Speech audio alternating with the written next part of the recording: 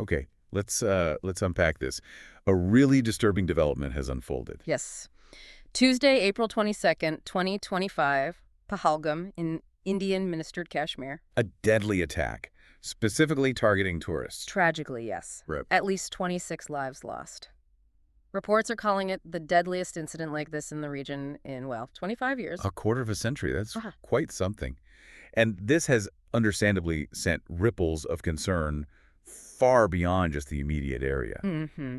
And what's fascinating, I suppose, but also deeply concerning for everyone watching internationally, is how this connects with, the existing geopolitical tensions. Right. This attack immediately raised fears, fuels increased friction between India and Pakistan. It's a region already under so much scrutiny. Absolutely. And the Indian government's response, it was swift. Prime Minister Modi cut short an international trip, That's right. and the Home Minister went straight to Kashmir. It's also quite significant, timing-wise, that this happened while the U.S. Vice President was visiting India. Adds another layer, doesn't it? It really does. Another layer of international context. So this isn't just, a local tragedy, although it absolutely is that. Yeah. It has much broader implications. Exactly. And that's really what we want to delve into in this deep dive for you. We're aiming to look at the specifics, like where exactly did this happen? Who were the victims? Who's suspected? Who's suspected, yeah. And what are the potential wider ramifications, especially on that international scale? We'll be using reports coming directly from the ground to try and give you a clearer picture. A clearer picture of this major event and, importantly, its context within the whole ongoing situation in Kashmir. Precisely. So let's start by maybe picturing the scene, Pahalgam. Where is it exactly? What kind of place are we talking about? Okay. Pahalgam is a pretty well-known tourist resort. It's about 50 kilometers. That's roughly 31 miles from Srinagar. Okay. Its Kashmiri name actually means Valley of Shepherds, so that kind of evokes its natural beauty. Right. And one survivor even described it as mini Switzerland. Oh. Gives you an idea of the picturesque landscape that draws people in. Sounds like the kind of place people seek out for peace, for tranquility. And this attack just shattered that. When did it happen? It was around 2:45 p.m. Tuesday afternoon. And how did it actually unfold? What do we know about the immediate moments? Well, reports indicate that armed men wearing camouflage appeared quite suddenly. They came out of a nearby forest Okay. and just opened fire. Indiscriminately, it seems, in a place called Biceran Meadow. Now, this meadow is an uphill area, popular. You get there by foot or maybe by pony. So fairly exposed. Exactly. It suggests they targeted a vulnerable, relatively open gathering of tourists. And the suddenness of it all seems to have caught people completely, utterly off guard. It's just a terrifying scenario to even imagine. And we do have some firsthand accounts from people who were there, right? We do, yes. Simran Chandani, she was a tourist from Maharashtra. She shared a really harrowing story, described the initial chaos, thinking maybe a balloon had burst when people started running. But then, tragically, she saw mostly men being shot at. She managed to escape while praying. Just awful. And another tourist, Vinubai from Gujarat, she was injured by a bullet just sitting there in the meadow. It really underscores how random, how indiscriminate the violence was. Those personal stories, they really bring the human tragedy into such sharp focus for us. Let's talk about the victims themselves. What more do we know about who was affected? Well, the numbers, as we said, are shocking. At least 26 tourists killed and more than a dozen injured. But what also stands out is just how diverse the victims were. It highlights the widespread impact. Right, not just one group. Not at all. They included civilians from all over India, an Indian Navy officer who was on his honeymoon from Haryana, a former banker from Andhra Pradesh, a realtor from Karnataka. Just people on holiday. Exactly. An accountant from Odisha, a cement dealer from Uttar Pradesh, someone who just returned from working in the Gulf. They were from Kerala. And tragically, one foreign national too, someone from Nepal was also killed. It shows the international reach. It really does. It just underscores the immense human cost, how many lives, families, communities this has touched inside India and, as you say, beyond.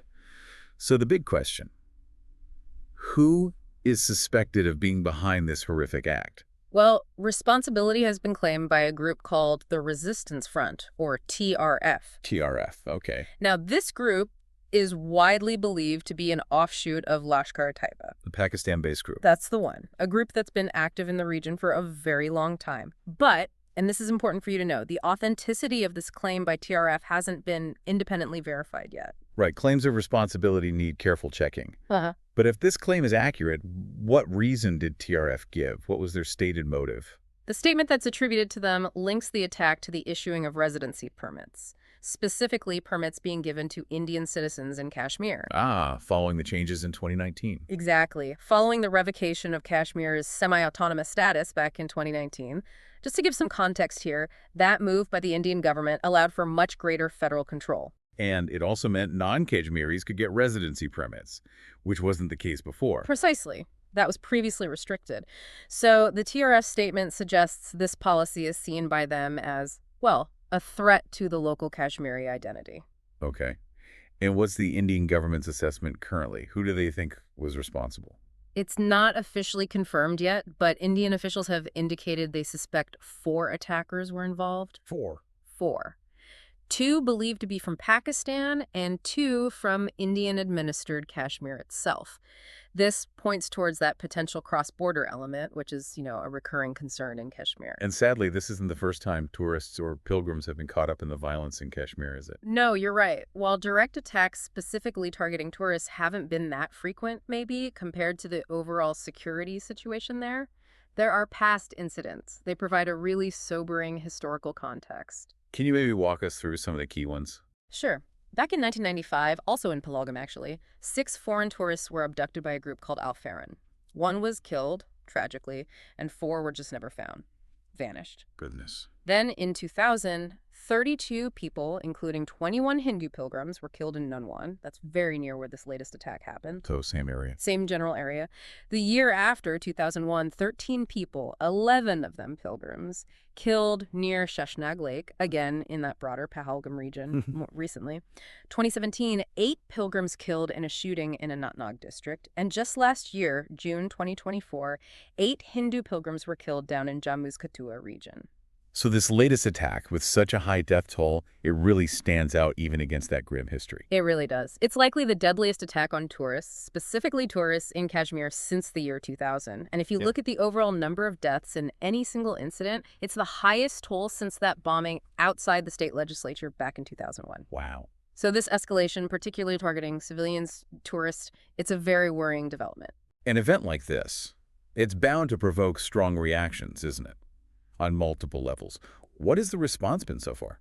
Well, the Indian government has condemned it very strongly. Prime Minister Modi promised justice for the victims, and that quick visit by Home Minister Amit Shah to Kashmir, meeting security officials, it really underscores how seriously the government is taking this. And the opposition? From the opposition, Rahul Gandhi from the Indian National Congress, he's criticized the government's narrative. There are claims of normalcy returning to Kashmir after the 2019 changes. Okay. And what about the potential for retaliation? That's always a concern, especially given the history and the suspected involvement of Pakistan-based elements. The international community must be watching this very closely. Oh, absolutely. Tara Kartha, she's an analyst with the Center for Land Warfare Studies. She described this attack as a major escalation, especially, she noted, given some recent statements from Pakistan's army chief. She suggested retaliation could be a possibility, unless Pakistan offers a very strong condemnation and, crucially, takes verifiable action against terrorist groups on its soil. And has there been an official response from Pakistan yet? Pakistan's Ministry of Foreign Affairs issued a statement, expressed concern over the loss of life, extended condolences to the families, wished the injured a quick recovery. Standard diplomatic response, perhaps. Some might see it that way. It might not be seen as sufficient by those in India calling for a more decisive stance against terrorism.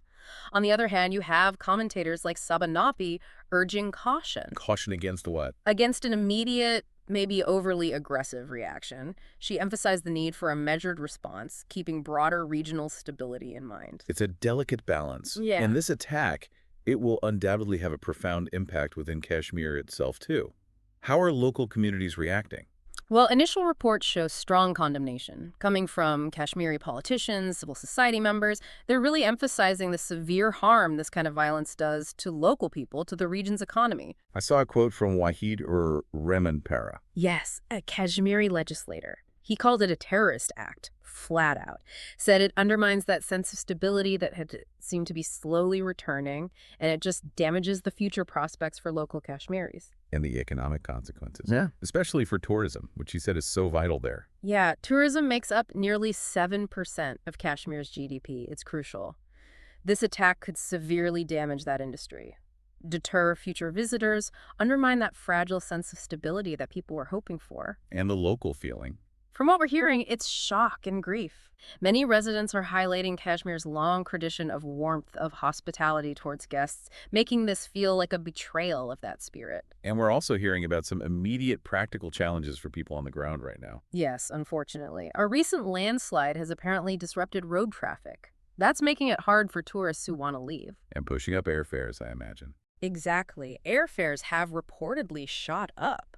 But on a positive note, we are hearing that hoteliers in the area, like Abdul Wahid Malik in Pahalgam, are trying to help, offering assistance to stranded tourists, trying to prioritize their safety and well-being. It's a difficult time. It really is. Yeah. It's clear this attack in Pahalgam is just a stark, tragic reminder of the very complex, very sensitive situation that continues in Kashmir. Mm-hmm. It raises huge questions, doesn't it? For the international community, too. Questions about the future of the region, the potential for escalating tensions between India and Pakistan, two nuclear powers, and just the daily realities for the people who live there. It does. We hope this deep dive has given you a clearer picture, at least, of this developing story in its wider international context. And if we just connect this to the bigger picture for you, it really highlights those enduring challenges. The challenges in finding lasting peace, lasting stability in such a strategically vital region. And it shows the profound, far-reaching consequences that acts of violence like this have on individuals, on communities, and definitely on international relations. See you soon.